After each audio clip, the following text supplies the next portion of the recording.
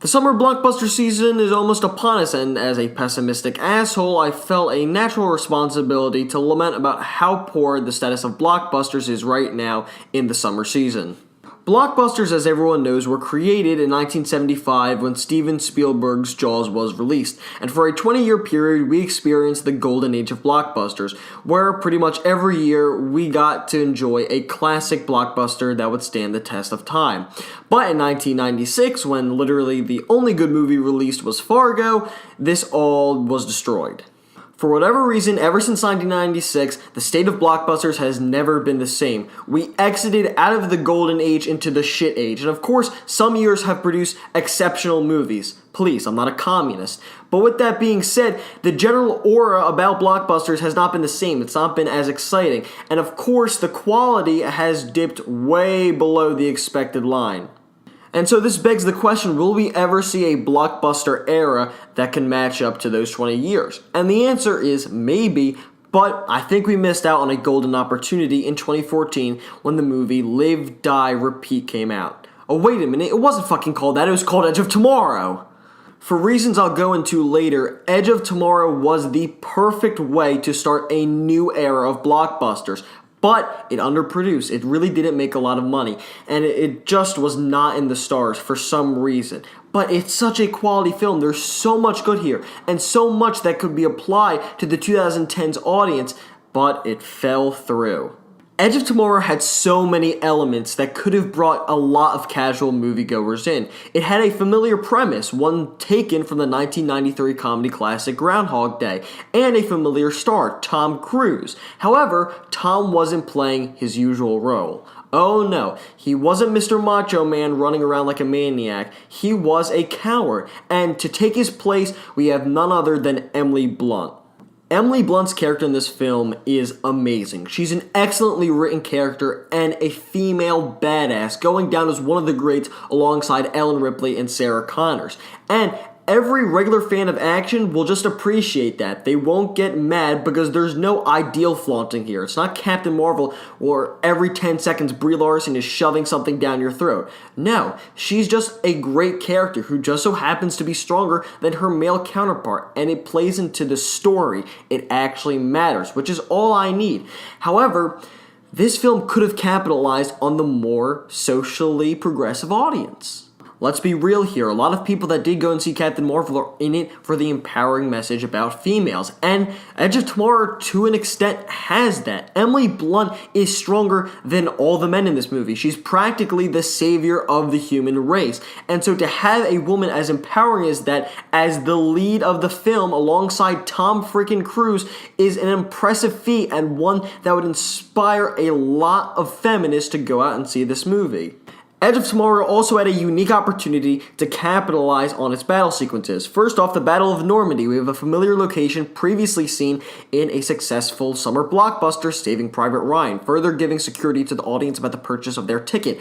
But we have a superb mix of practical and CGI effects. The thing is, and no one cares about the practical effects anymore. All the kids are just looking at what we can have in terms of the scale of the battles. And Edge of Tomorrow gives that. The scale of this battle is colossal, something we've never seen before on the big screen. The amount of people, the amount of copters, the amount of bullets, the amount of aliens, just the general size of the area they're fighting on. It's something never seen before, and it was truly captivating even seeing it in my living room.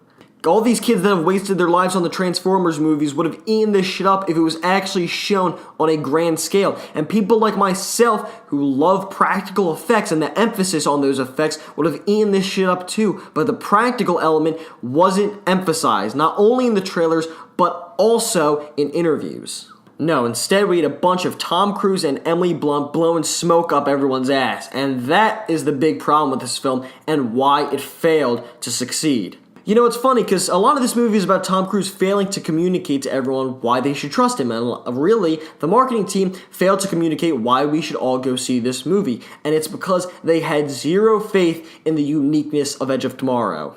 Should we make the title, actually reflect the brilliant premise of the film? Nah, let's go with Edge of Tomorrow, because that's not fucking stupid. Yeah, it sounds edgy and shit, but it fails to have faith in the actual premise of the film. And Live, Die, Repeat was such a perfect title for it. People didn't go see this movie because they thought it was called Live, Die, Repeat and not Edge of Tomorrow. I mean, that is how poorly you marketed this film. You just have the perfect mantra to go in for the title, and you can't even do that. And that is not the extent of it here, ladies and gentlemen, because they just throw a bunch of fucking Tom Cruise and Emily Blunt into these trailers, and not in the way you'd expect. Tom Cruise, for once, is playing a pussy in an action film. This is brilliant, and it's what makes this film special and different compared to all of the other action films out there. But nah, let's just have him in a fucking mech shooting up aliens like a badass. Like, why are you trying to make your film like every other film out there? And Emily Blunt, I mean, sweet lord, she certainly doesn't go far enough into the feminist range. Lord knows they'll never get the end of it.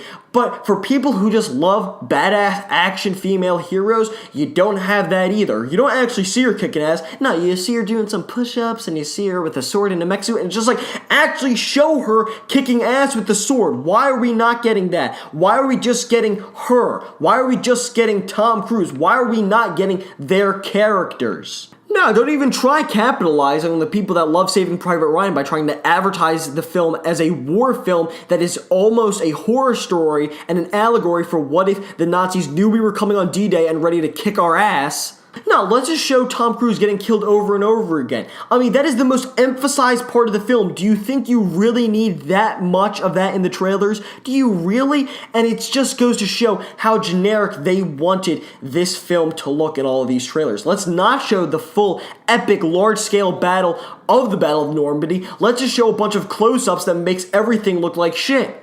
Everything unique about this film is just swept away. I mean, the film even has a pretty good sense of comedy, and it's pretty unique, and the edits here are actually pretty damn funny. But let's not show that. Let's just show him getting killed over and over again, even though that's probably the most repetitive and only bad part about the premise of the film.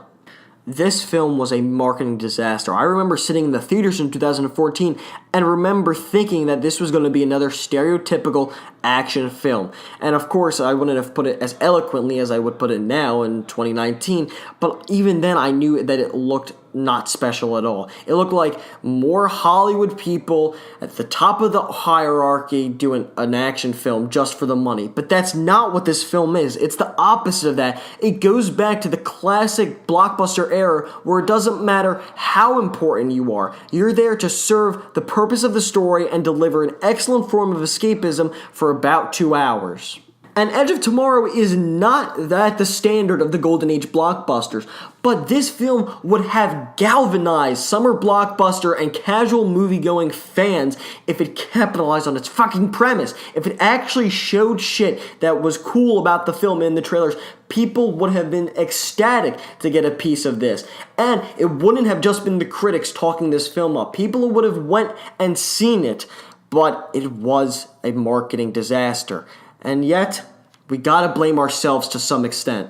Feels like marketers catered to people in these trailers. I mean, people love badass action heroes. They saw Taken, even though Taken sucks, so why not give them more of that? Why try and show something that may scare them? People love Emily Blunt, so why show Emily Blunt doing anything too, radically crazy, chopping an alien monster's head off when we can just show them Emily Blunt?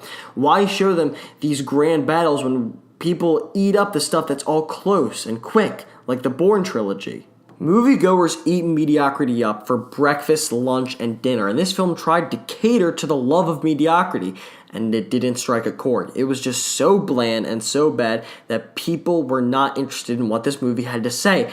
And because of that, we may have missed out on a perfect opportunity to strike a new renaissance of summer blockbusters. John Wick, which came out a couple months away from Edge of Tomorrow, led to a new renaissance of these smaller action flicks where it's one guy just shooting a bunch of people in the fucking head, and it's because they had faith in Keanu Reeves. The year before, he had one of the biggest busts in Hollywood history, and they were like, nah, it's just a fucking Keanu comeback movie. He's just gonna shoot a bunch of people. And because they had faith in the premise, it worked, it's successful, and now we got a third movie coming up.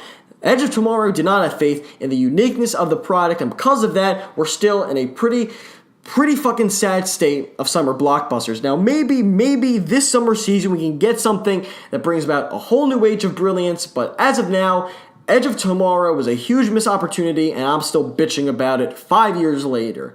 So here's hoping that when Edge of Tomorrow 2 comes out, Live, Die, Repeat, hopefully it's fucking called that, we can get a new age of summer blockbusters. But until then, I am Lightspeed Brother Nick. I'm still pissed off. See you next time.